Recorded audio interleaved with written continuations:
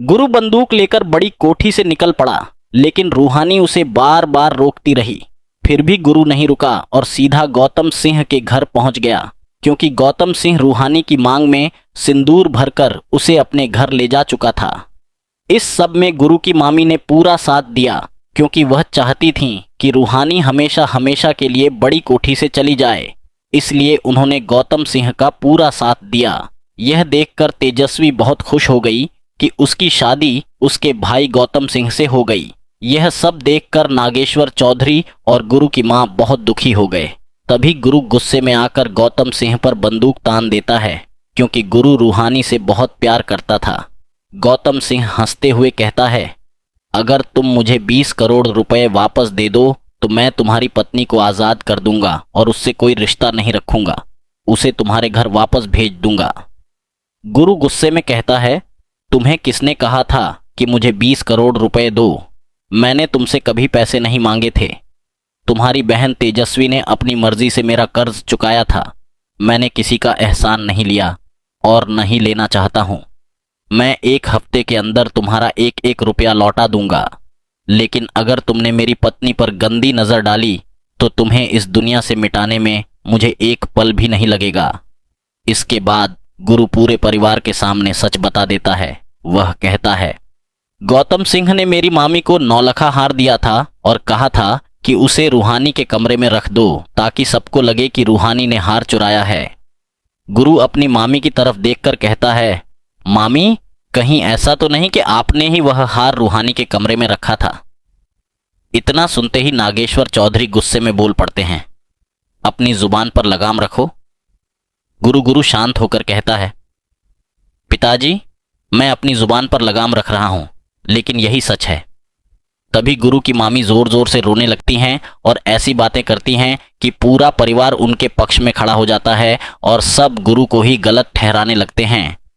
गुरु की दादी भी गुस्से में रूहानी को खूब खरी खोटी सुनाती हैं और कहती हैं, यह गरीब घर की लड़की है, जरूर 9 लखा हार देखकर इसके मन में लालच आ गया होगा, इसीलिए इसने हार चुराया है। रूहानी रोती रहती है, लेकिन कोई उसकी बात नहीं सुनता। गुस्से से भरा गुरु बंदूक उठाता है और सीधे गौतम सिंह के घर पहुंच जाता है। रूहानी उसे बहुत रोकती है, लेकिन गुरु नहीं रुकता। गुरु गुस्से में कहता है, आज ना रहेगी बांस और ना बजेगी बांसुरी। आज मैं गौतम सिंह का खेल हमेशा के लिए खत्म कर दूंगा। तभी नागेश्वर चौधरी कहते हैं, तेरे खून में बहुत गर्मी है, लेकिन तू जिस आदमी से भिड़ने जा रहा है उसकी ताकत नहीं जानता। गुरु आगे बढ़ने ही वाला होता है। तभी उसकी मां दौड़कर उसे रोक लेती हैं। गुरु अपनी मां की आंखों में आंसू देखकर वहीं रुक जाता है, वरना उस दिन गौतम सिंह का खेल हमेशा के लिए खत्म हो जाता। गुरु अपनी मां की बात मानकर वहां से लौट तो आया, लेकिन उसके अंदर जल रही आग और भी भड़क चुकी थी। दूसरी तरफ गौतम सिंह अपनी जीत का जश्न मना रहा था और रूहानी मजबूर होकर सब कुछ देख रही थी। रात होते ही गौतम सिंह ने पूरे घर में पहरा बढ़ा दिया, क्योंकि उसे डर था कि गुरु कभी भी हमला कर सकता है। लेकिन गुरु सामने से नहीं आया। आधी रात को अचानक पूरे घर की बिजली चली गई। चारों तरफ अंधेरा छा गया। तभी हवेली के बाहर गोलियों की आवाज गूंज उठी, धड़ाम धड़ाम धड़ाम। गौतम सिंह अपने आदमियों के साथ बाहर दौड़ा, लेकिन वहां कोई नहीं था। तभी हवेली के अंदर से चीख सुनाई दी। सब लोग भागकर अंदर पहुंचे तो देखा दीवार पर खून से लिखा था, अब तुम्हारी उलटी गिनती शुरू हो चुकी है। यह देखकर गौतम सिंह के होश उड़ गए। उसी समय गुरु का फोन आया। गुरु बोला, आज तो सिर्फ चेतावनी दी है, अगली बार मौत तुम्हारे दरवाजे पर खड़ी होगी। फोन कटते ही गौतम सिंह गुस्से से पागल हो गया और उसने अपने सारे आदमियों को आदेश दिया कि किसी भी कीमत पर गुरु जिंदा नहीं बचना चाहिए। अगली सुबह पूरे इलाके में खबर फैल गई कि गुरु पर 50 करोड़ का इनाम रख दिया गया है। जो भी गुरु को जिंदा या मुर्दा पकड़कर लाएगा उसे 50 करोड़ रुपए मिलेंगे। यह खबर सुनकर दुश्मनों की भीड़ गुरु के पीछे पड़ गई, लेकिन गुरु बिना डरे अकेला ही सबका सामना करने निकल पड़ा। उधर रूहानी भगवान से सिर्फ एक ही प्रार्थना कर रही थी कि गुरु सुरक्षित रहे, क्योंकि उसे पूरा विश्वास था कि सच्चाई एक दिन जरूर जीतेगी। लेकिन उसी समय एक ऐसा राज्य सामने आया जिसने सबको हिला दिया। गुरु की मामी ही गौतम सिंह के साथ शुरू से मिली हुई थीं, और नौलखा हार की पूरी साजिश उसी ने रची थी। यह सच सुनते ही नागेश्वर चौधरी के पैरों तले जमीन खिसक गई और पूरे परिवार को अपनी सबसे बड़ी गलती का एहसास होने लगा। लेकिन अब बहुत देर हो चुकी थी, क्योंकि गुरु अकेला अपने सबसे खतरनाक युद्ध की तरफ बढ़ चुका था और इस बार या तो गौतम सिंह बचेगा या फिर गुरु की आंखों में अब सिर्फ एक ही आग जल रही थी और वह आग थी अपने प्यार और अपने सम्मान के लिए न्याय की। गुरु ने आसमान की तरफ देखकर कसम खाई कि गौतम सिंह की कहानी अब जरूर खत्म होगी और उसका घमंड भी चूर चूर होगा। गुरु बोला, गौतम सिंह, अब तक तूने लोगों को अपनी ताकत से डराया है, लेकिन अब तेरा सामना गुरु से है और याद रख, तेरी कहानी का आखिरी अध्याय मैं ही लिखूंगा। रूहानी रोते हुए गुरु को देखती रही, लेकिन इस बार गुरु का फैसला अटल था। गुरु ने कहा, जिस दिन मैं तेरे सामने दोबारा खड़ा होऊंगा, उस दिन तेरी सत्ता, तेरी ताकत और तेरा गुरूर सब खत्म हो जाएगा। दूर खड़ा गौतम सिंह मुस्कुराता रहा, लेकिन उसे यह नहीं पता था कि उसकी जीत का समय खत्म हो चुका है और उसकी हार की शुरुआत हो चुकी है। अब दोनों के बीच आखिरी टक्कर होना तय थी और यह लड़ाई सिर्फ प्यार की नहीं, बल्कि सच और झूठ की भी थी। क्या सच में गुरु गौतम सिंह का अंत कर पाएगा या फिर गौतम सिंह कोई नया खेल खेलेगा? जानने के लिए अगले भाग का इंतजार कीजिए और अगर आपको यह कहानी पसंद आ रही है तो चैनल को सब्सक्राइब करें और कमेंट बॉक्स में आई लव राधे और राधे सपोर्ट जरूर लिखें। सुबह होते ही बड़ी कोठी में सन्नाटा छाया हुआ था, लेकिन गुरु के अंदर का गुस्सा अब ज्वालामुखी बन चुका था। नागेश्वर चौधरी ने गुरु को अपने सामने बुलाया और गुस्से में बोले, तूने पूरे खानदान की इज्जत मिट्टी में मिला दी। अब भी समय है गौतम सिंह से दुश्मनी छोड़ दे।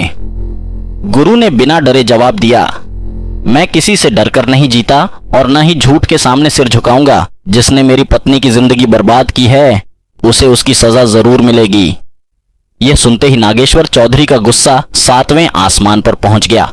उन्होंने कहा, अगर तूने फिर गौतम सिंह की तरफ कदम बढ़ाया तो आज से मेरा तुझसे कोई रिश्ता नहीं रहेगा।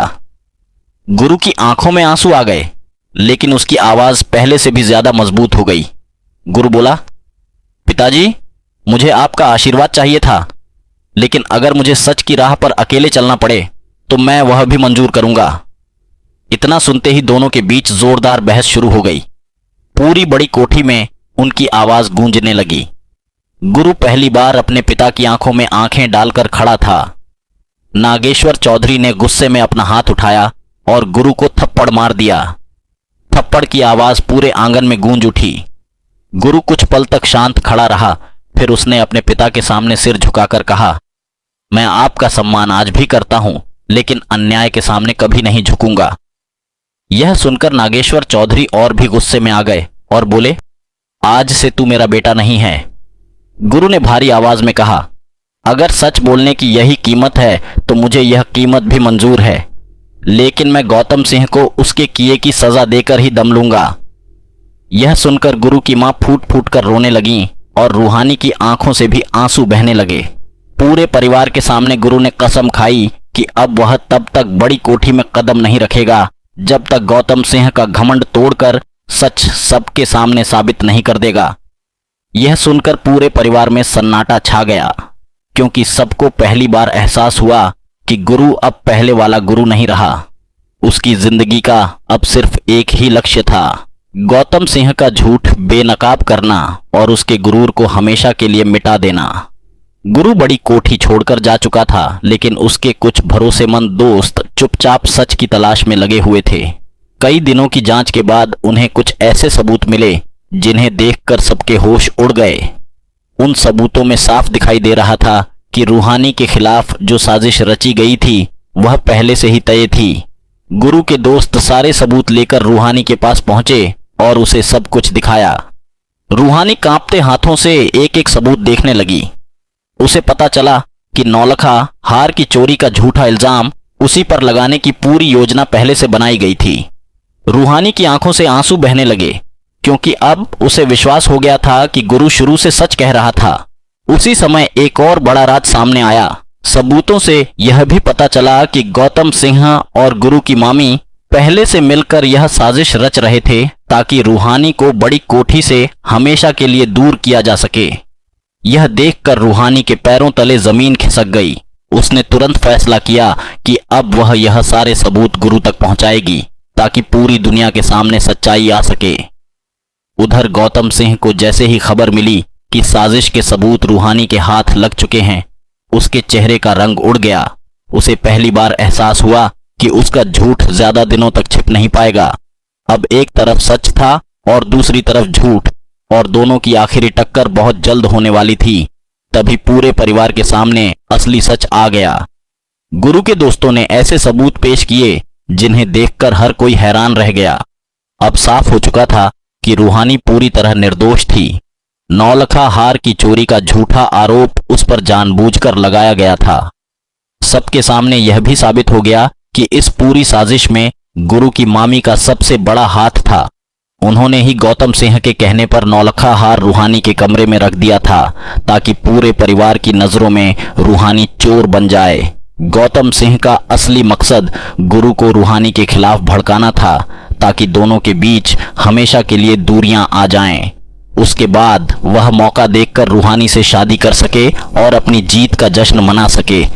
यह सच सुनते ही नागेश्वर चौधरी के पैरों तले जमीन खिसक गई। गुरु की दादी की आंखों से आंसू बहने लगे। गुरु की मां ने दौड़कर रूहानी को गले लगा लिया और उससे माफी मांगी। रूहानी फूट फूट कर रोने लगी क्योंकि आखिरकार उसकी बेगुनाही सबके सामने साबित हो चुकी थी। गुरु ने गौतम सिंह की तरफ गुस्से से देखा और कहा, अब तेरे पाप का घड़ा भर चुका है, अब तेरा अंत होकर रहेगा। गौतम सिंह पहली बार डर गया क्योंकि अब उसके सारे झूठ दुनिया के सामने आ चुके थे। क्या गुरु गौतम सिंह को उसके किए की सजा देगा? क्या रूहानी और गुरु फिर से एक हो पाएंगे?